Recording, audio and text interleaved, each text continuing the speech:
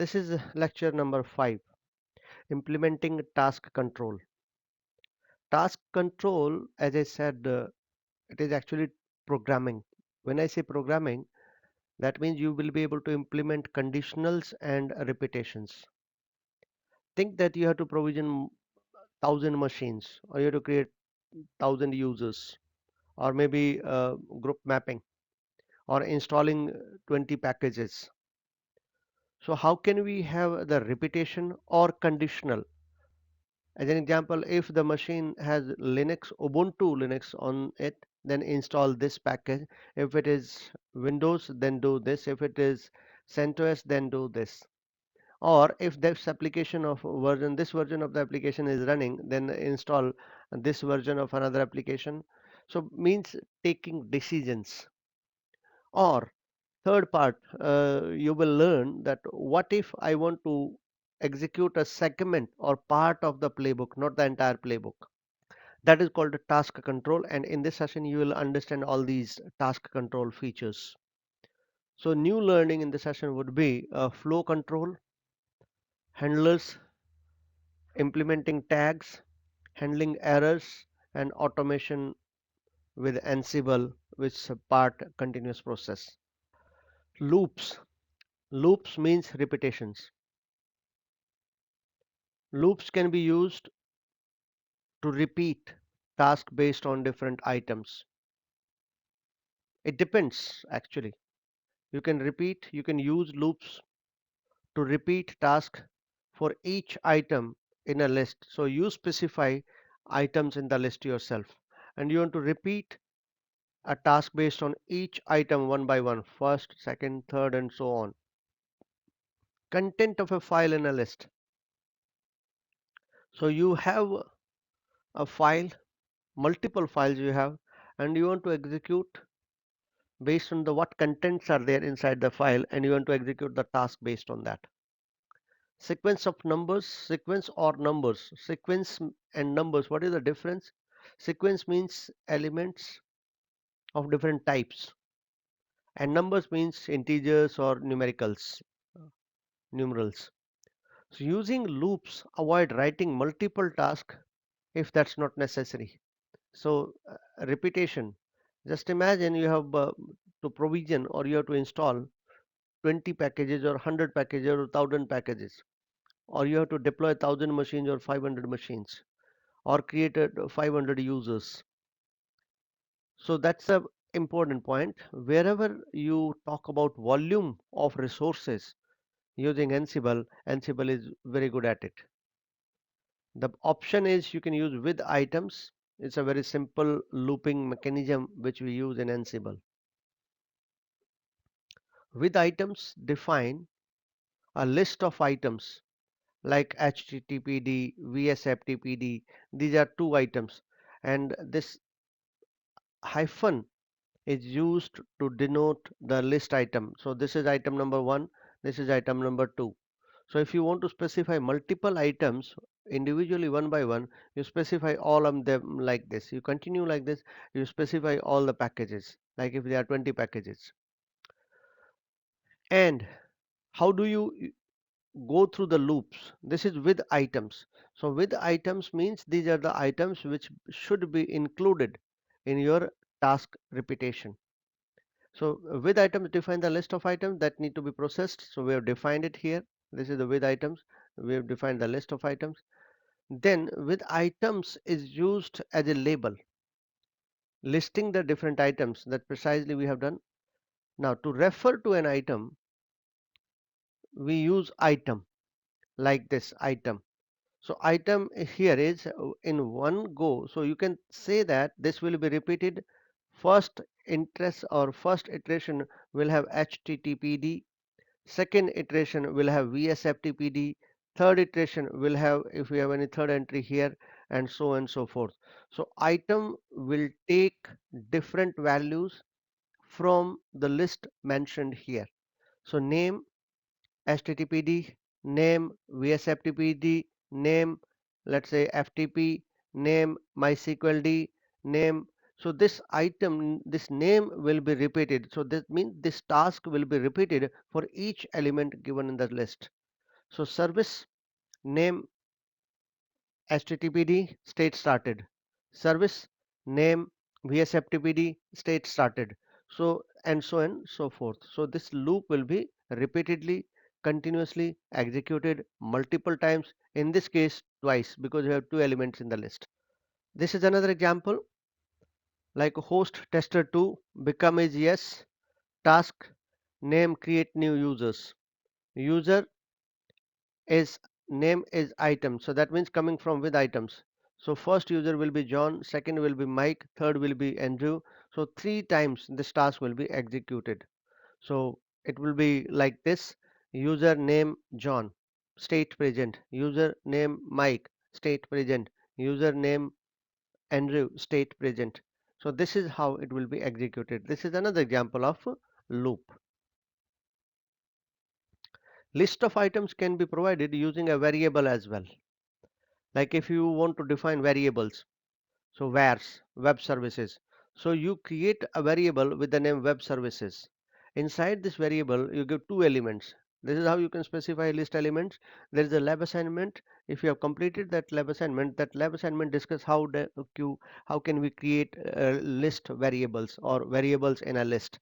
That lab assignment have the examples of list creation in the playbooks. So now, can we take elements from this list? Yes. So this is the list defined. We have two elements in the list, and we can use this task to start each element given in the list. So we can separately define the list like name, start web services, service, item.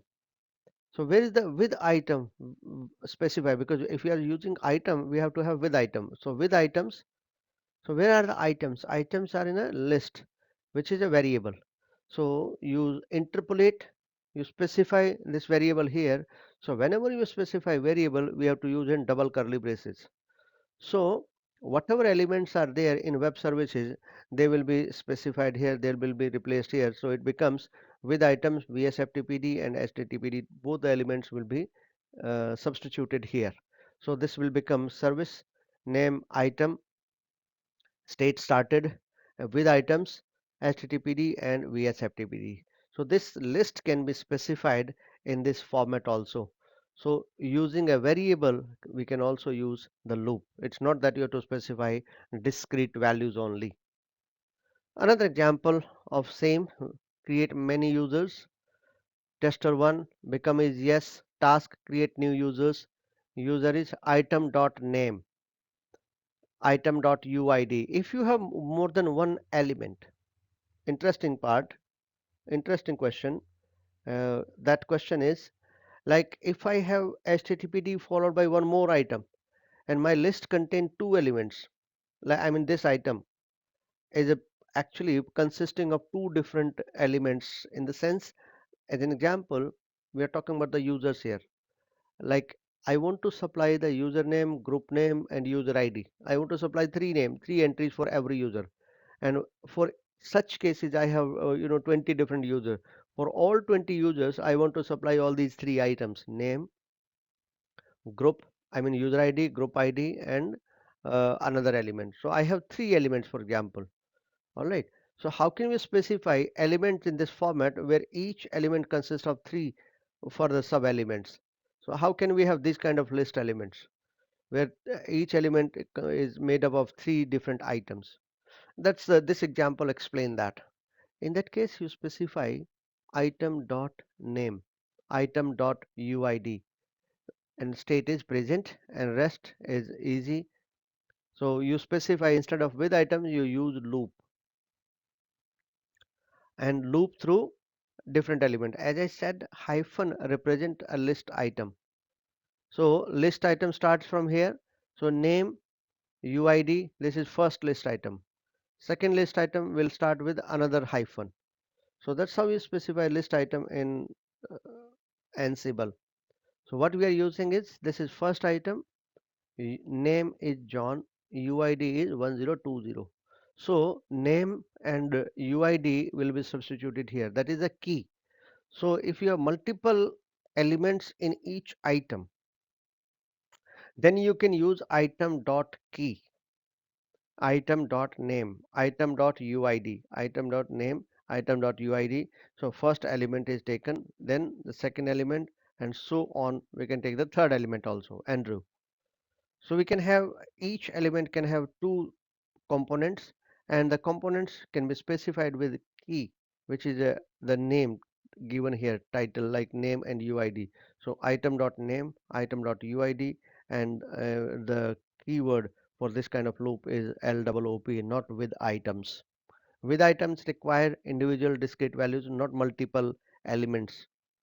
Complex item is what I discussed. That's precisely what I was talking about. So items can be, that example we already discussed, this is explanation.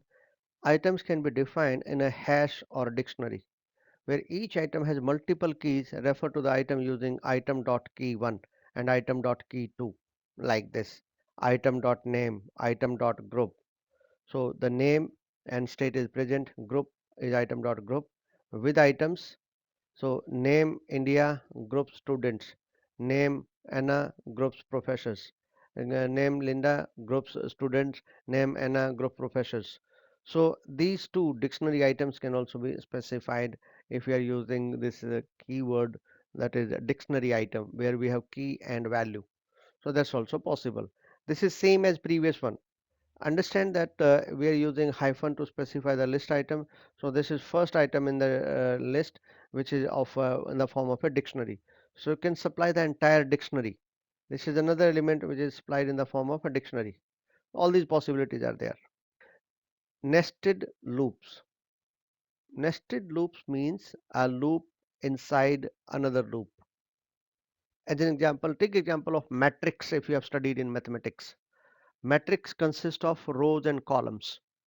How can we use program to navigate through all the elements, to traverse through all the elements of a matrix? We have to use loop within loop. One loop which will be called outer loop, which will go through each row one by one. Then in each item we'll go to, uh, let me explain completely what the loop is. Loop, very simple example I will give you. If you are standing at one place, assume or visualize that you are standing at one place. I'll say walk one step. Okay, you'll take one step. Visualize it. It will be very easy to understand the concept of loop. Then I'll say take next step. So you'll take another step. Now stop. Then I'll say, okay, start repeating both the steps. Step one, step two. Then step one, step two. Step one, step two. This is called loop. When you repeat anything, that's called repetition or loop. Repetition means loop in programming context. So here loop is not the literal dictionary meaning of loop. Loop here refer to the repetition. So when we repeat anything in programming, like as I said in previous example, we were creating a lot of users. That was repetition. Repetition or loop is one and the same thing. So any programming language we talk about, we refer to this loop and which has the same meaning. So loop means repetition, repetition of statements, one statement or group of statements or entire block.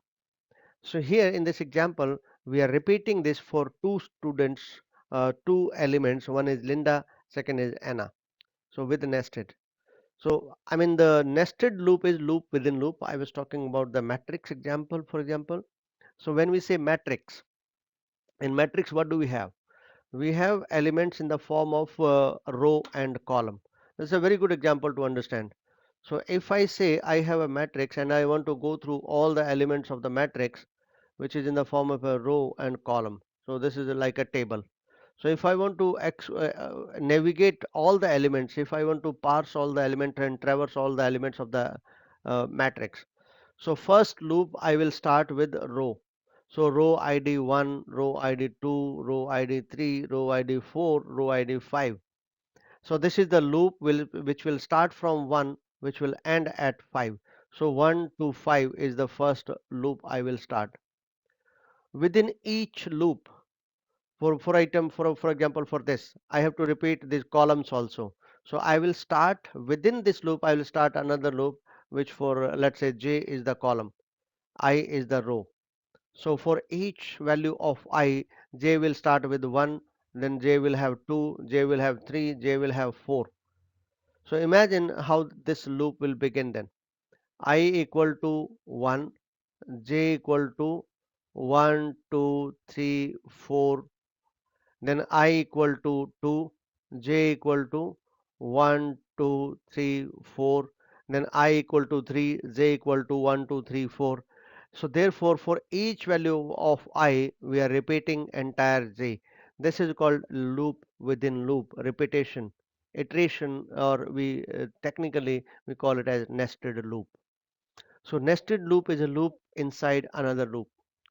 Two lists are used in this case, and the task will run on item in the first list combined with items in the second list with respect to each item from the second list. So make users members of the group, which means we have a group of items and we have group of students. So how do we make this? Name item 0. So item 0 means the first item in the list. So Linda I'm talking about. And group item, so this is the items first means this one, so this one is group. So meaning that in item 1, make this item 1 as the member, means make Linda as a member of student group. Then same will continue, item 1, then from this element, from this first element, that is from list element, from this item we are taking the second element, that is Anna, and make this, so make the student a member of the group, this professor, corresponding group professor.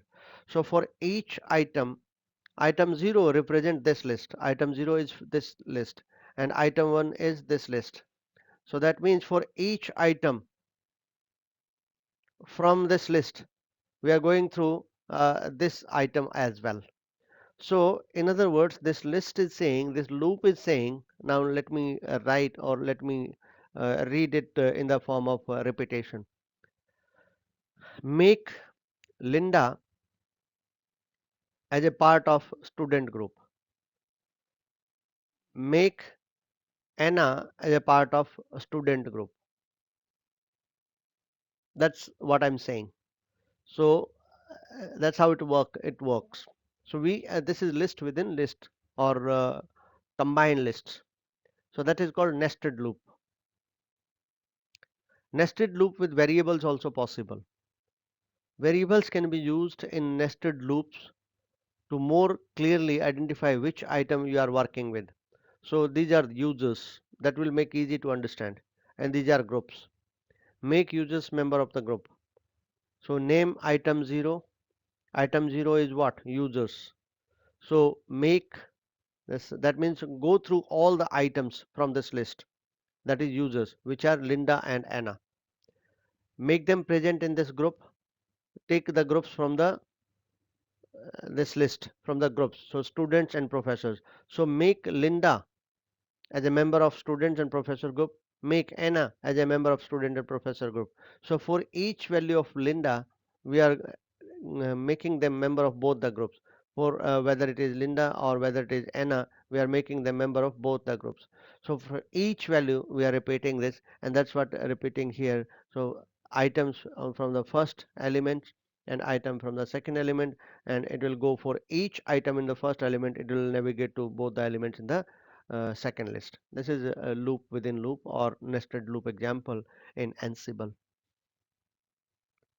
Using when statement. This is conditional. Conditional means based on a condition you want to execute some task. Conditional allows to run Ansible task only if minimal conditions have been met. Think of Linux distributions, a minimum amount of RAM. Conditionals often come from facts. There's a typo here. Come from facts, but may be set through variables also. To test conditionals, use string comparison, mathematical operator, or booleans. Let's understand one by one with example. When statement can be started based on booleans. Look at this example. Name install Apache on CentOS server, and the module name is yum. For CentOS, the module is yum, name is httpd, state is present. Become is yes when Ansible family equal to Red Hat. This is the boolean and this is the condition. So this is how we specify the condition, which means if on all the hosts, if the operating system family is Red Hat, which means it is CentOS, it is Scientific Linux, and it is Red Hat and Fedora. All are from the same family, including Oracle Linux.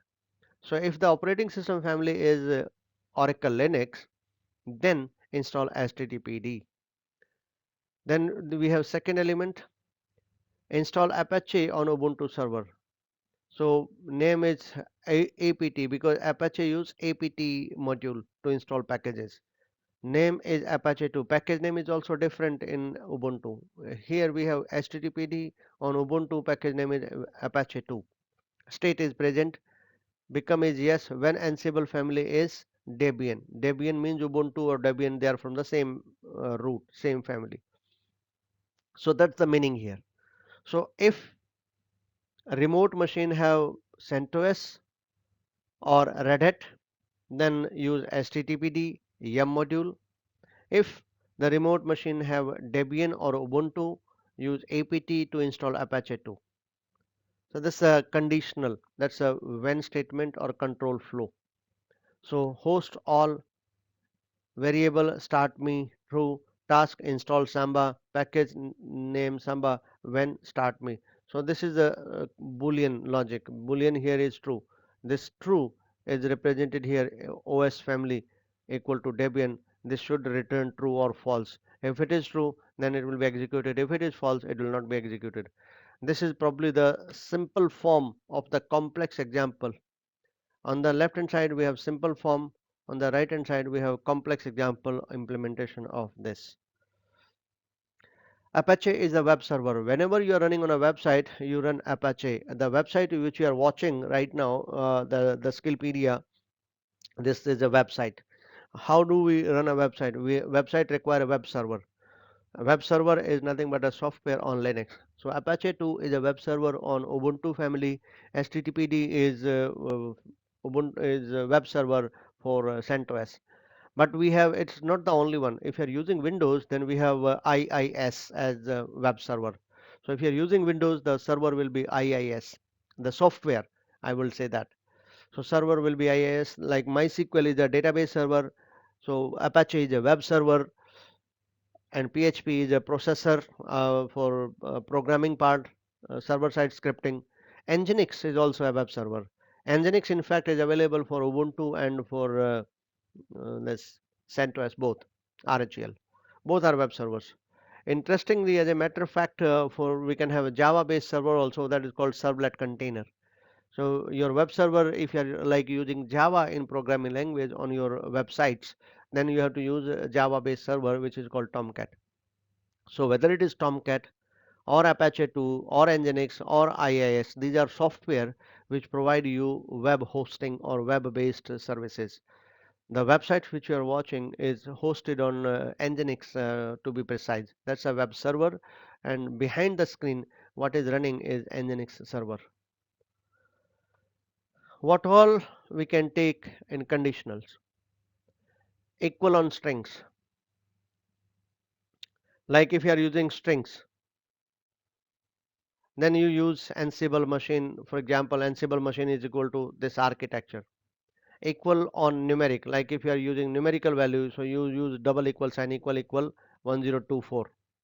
Minimum memory, so if you are using less than, you have less than symbol, greater than symbol, less than equal to, greater than equal to, not equal to. If you are just want to check whether variable is defined or not defined, you simply specify my variable is defined, that this is the variable name, like donkey. If the name of the variable is donkey, donkey is defined. If it is monkey, monkey is defined. So name does not matter. But you, if you just want to check whether the variable available or not.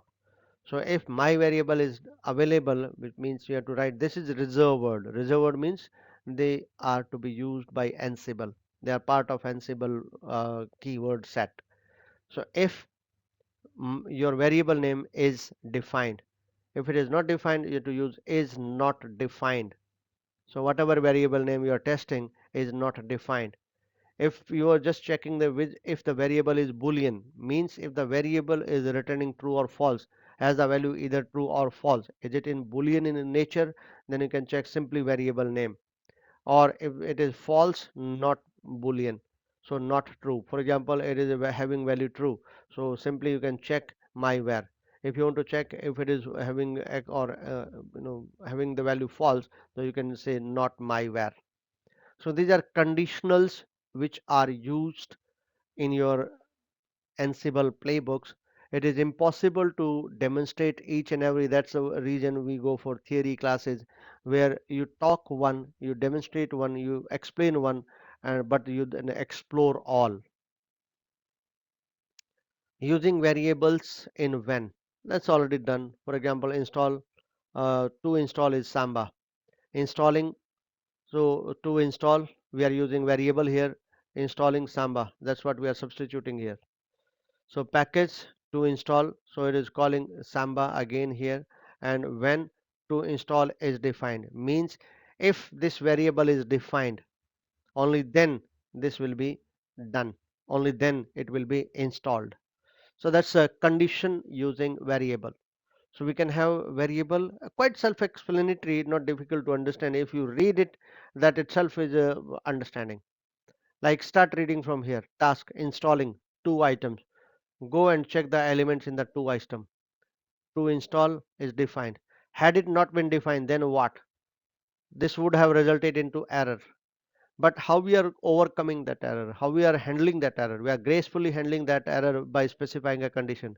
We are saying that if this to install is defined, only then use this installing to install and install this package. So this part will be executed only if this to install is defined, is already existing, which is we are creating here. Assume that this variable, there's a typo here. Let's say there is another variable, another character L. So let's make it to install with a triple L. So this will not execute, and this will gracefully handle. This will simply ignore. Had it this condition not been given, it would have resulted into error. So gracefully handling error is also possible by means of this uh, conditional execution. This is another example. Install Apache Web Server, host all, install Apache on Ubuntu, name is Apache 2, state is present, become is yes. When Ansible OS family is Debian and Ansible distribution version is 18.04. So what is so different about here? We are talking about two conditions. So you can have two conditions joined with and, whether it is Debian or Ansible, both the condition has to be true if you want to install this Ubuntu. Means if you are running Ubuntu version 20, then Ubuntu will not be installed as per this playbook.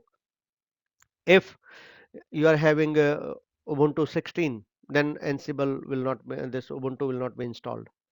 So depending on which version of Ubuntu or Debian you are having, accordingly it will act. And in case of 18.04 version of Ubuntu or Debian, only then it will install Apache. That's the point. Using variable values in other variables, that's also fantastic concept in Ansible. You can have interpolation of variables also. That make it very powerful. Understand my user Linda. So this is a variable defined. Super users root and Linda. Okay. Run only if only of Linda, if only if there's a typo here, only if Linda is super user. So my user group is wheel, append is yes. When my user in super users, so in super users means this is a set example. We can have discrete values equal to this, not equal to this. We can also have set of values like country in, and you specify 10 different countries, state in, you different 10 different states. So you can have that using in expression or using in operator. So my user, which is Linda, in super user, which is root or Linda. So if you have two groups, only then it will execute. That means the user should be a part of any member, part of this group. This group may have multiple values, so only you are executing it only if part of this group. So it is a membership test. Using a variable in other variables means you are executing, you are exploring it, that if it is a member of another group, only then execute it. Then there are magic variables, very interesting. Few magic variables are provided automatically by Ansible and you cannot use them, like host vars. You can't use it. Host var is defined by Ansible, used by Ansible. You cannot use this host vars. It allows request variable set on other host, including facts. Group names in array of all the groups the host currently is in, which is coming from inventory file.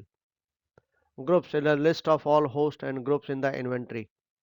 So install FTP package FTP name vs FTPD when inventory host name in group FTP server. So we are referring to inventory file here, and if we have defined FTP server in inventory, uh, then it will execute on all those FTP servers which are mentioned in this group in the inventory file.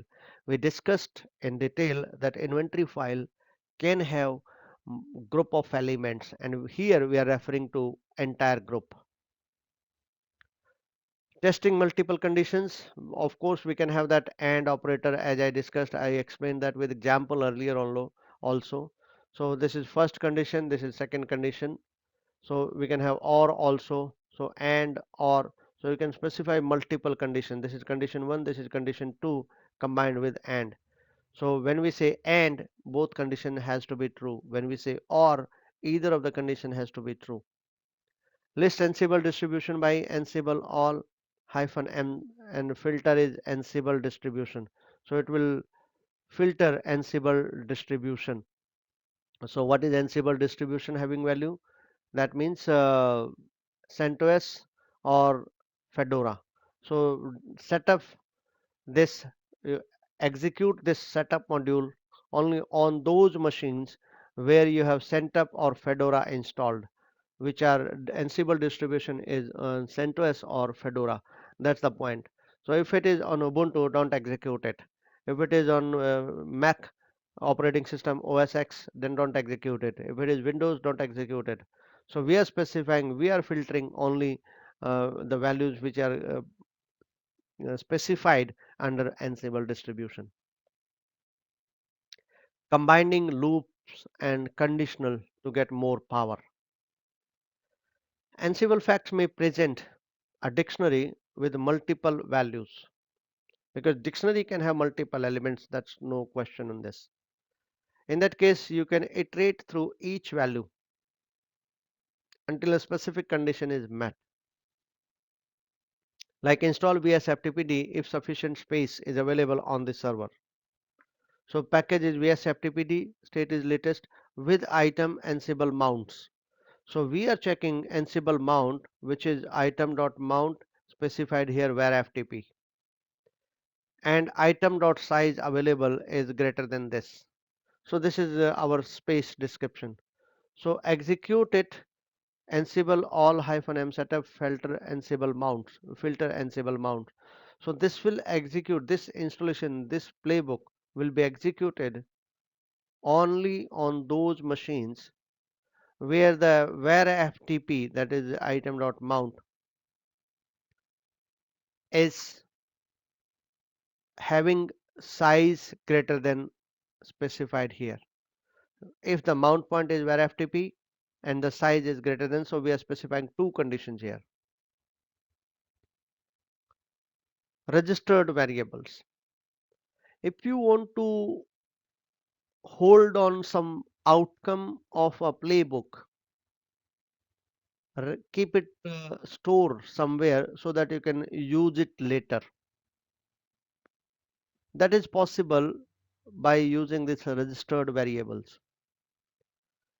Using registered variable, the output of a task is stored in a variable which can be used later on. This results in multi-value. Each value is stored in a key, means it will be dictionary. To do something with it, you will need to refer to a specific value in var_name.value format. Again, that is the array name.key. That way, that's how you can take it at, like, for example, name variable registration module register some variable. So whatever variable, whatever the outcome is, it will record that. So output of the module will be registered as some variable and which can be used later. This is used in complex programming scenarios. You will be finding it's very useful in our real work learning, because after this core concepts of around 10 lectures, maybe 10 11 lectures we have, then we will move on to the AWS segment. You will find heavy usage of these register variables. We'll be registering outcome of one, and then we will be using it in next, because there you will be deploying the entire stack. Right now we are learning the building blocks of Ansible.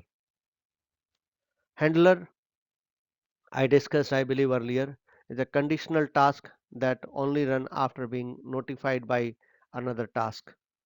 Handlers have globally unique name and are triggered after all the tasks in the playbook. Apart from that, a handler is triggered by one or more other tasks in the playbook.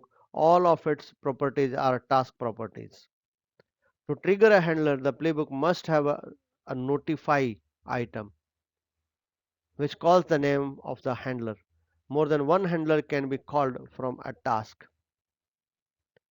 Handlers always run in the order in which the order section is written, not in the other way order of how they are called in the place.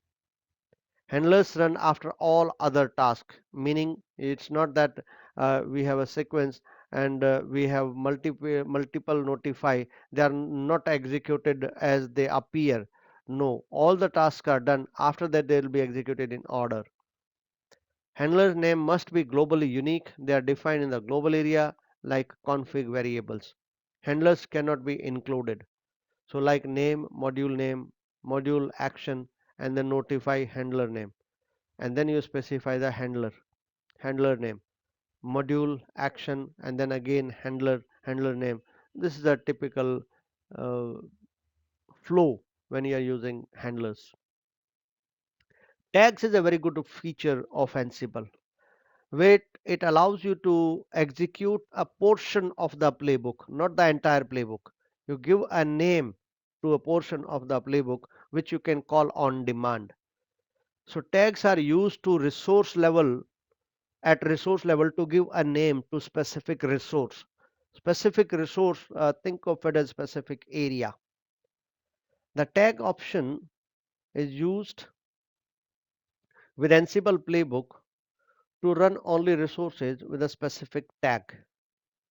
When a task file is included in a playbook, it can be tagged in the include statement.